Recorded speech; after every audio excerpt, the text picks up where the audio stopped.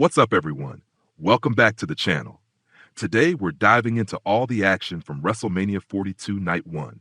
The matches, the surprises, and everything that went down on the grandest stage of them all. Did it live up to the hype? Which moments stole the show? Let's break it all down. All right, sit down, because this is going to take a minute. If you came into WrestleMania 42 Night 1 expecting something legendary, something unforgettable, something that actually feels like WrestleMania, I don't know what to tell you, because this wasn't it. This felt like a corporate showcase pretending to be WrestleMania. That's the best way I can put it. Everything about this show screamed brand first, wrestling second. The sponsorship shoved in your face, the celebrity involvement, the constant need to create viral moments instead of meaningful ones. It felt like the entire night was designed for social media clips instead of actual storytelling. And that's where the real problems start, because what made WrestleMania special wasn't just big matches, it was stories. Long-term storytelling, emotional investment, moments that felt earned. This show, it barely had any of that. Matches happened because they needed to happen, not because they reached a boiling point. Feuds didn't feel like they mattered. Half the time, it felt like we skipped the story and went straight to the highlight package. And that's unacceptable for WrestleMania. So yeah, overall, I'm giving this show a 6 out of 10. And honestly, that might be generous. There's good wrestling here. There are talented people doing their absolute best, but they're stuck in a system that refuses to get out of its own way. Now let's go match by match, because this is where things really start to fall apart. The opening match, LA Knight and the Usos versus IShowSpeed, Logan Paul, and Austin Theory. This right here sets the tone for the entire night, and not in a good way. You've got LA Knight, one of the most over guys in the company. You've got the Usos, one of the best tag teams of their generation. And what are they doing? They're in a match built around influencers. IShowSpeed is in there attempting suplexes at WrestleMania. Let that sink in. Now look, I'm not saying it was terrible. The crowd reacted. Jimmy reversing the suplex was a nice spot. The super kicks got the usual reaction. LA Knight getting the hot tag worked. But what was the story? What was the purpose? There wasn't one. This was a content match, a highlight reel, something designed to trend, not to matter. And then the post-match, Logan Paul turns on Speed, sets him up on the announce table, and we get this big coordinated stunt. Usos hit 1D, Speed hits a frog splash from the ring post. Table explodes, crowd pops. Great. But again, why should I care?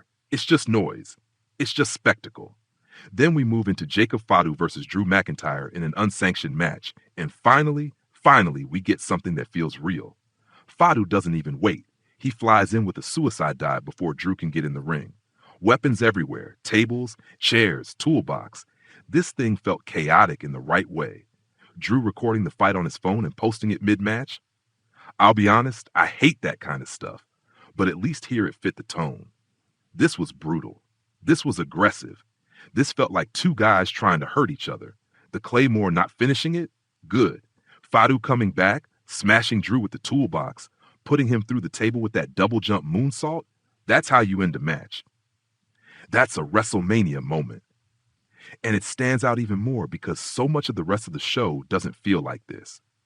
Then we get the Women's Tag Team Championship Fatal 4-Way, and this is where things start getting messy again. Nia Jax and Lash Legend defending against Charlotte Flair and Alexa Bliss, Bayley and Lyra Valkyria, and the Bella Twins, except Nikki can't compete, so Paige returns. Now, don't get me wrong, the Paige return is big. It's a great moment. People care. But the match, complete chaos. No structure, no flow. Just move after move after move. Power bombs, near falls, tags happening every few seconds. Nobody gets time to shine because there's too much going on. And then Paige wins with Rampage. Cool moment. But again, moment over match. This is a recurring problem. Next, AJ Lee versus Becky Lynch for the Women's Intercontinental Championship. This one had something going for it. A story with the referee, Jessica Carr. Becky getting frustrated, arguing, losing focus. That's interesting. But they leaned too far into it.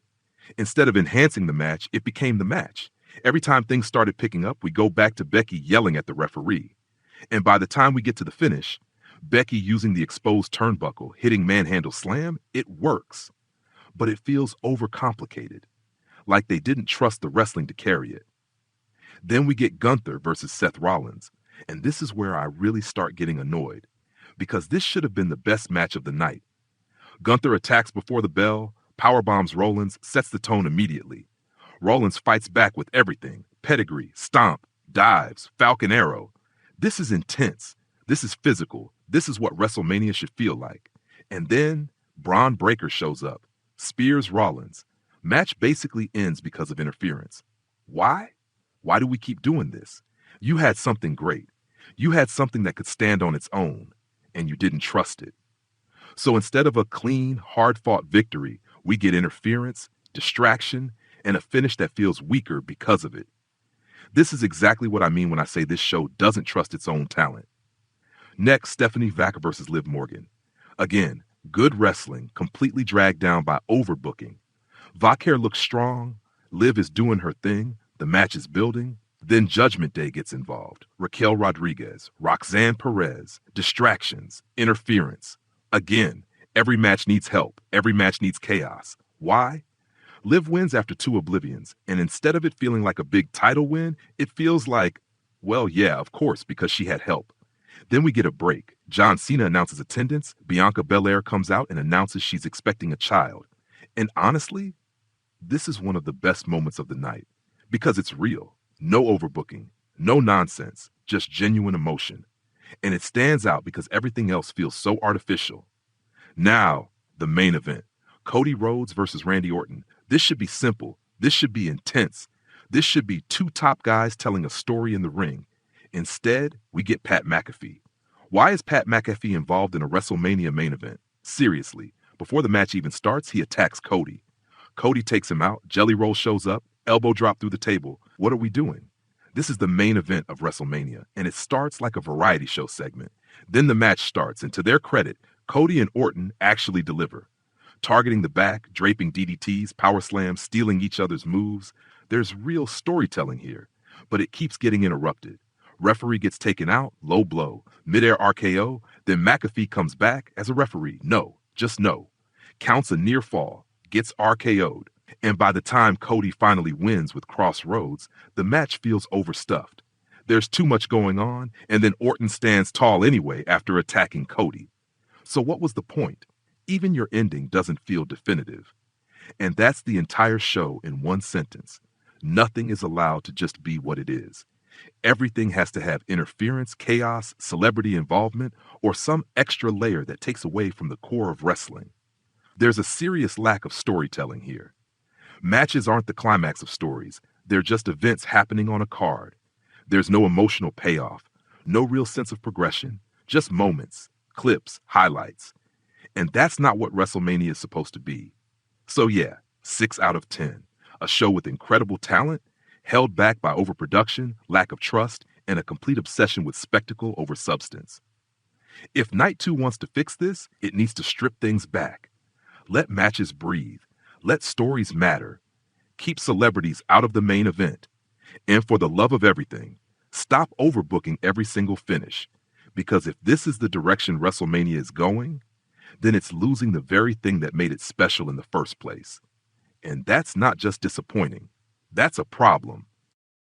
All right, that's it for my WrestleMania 42 Night 1 review.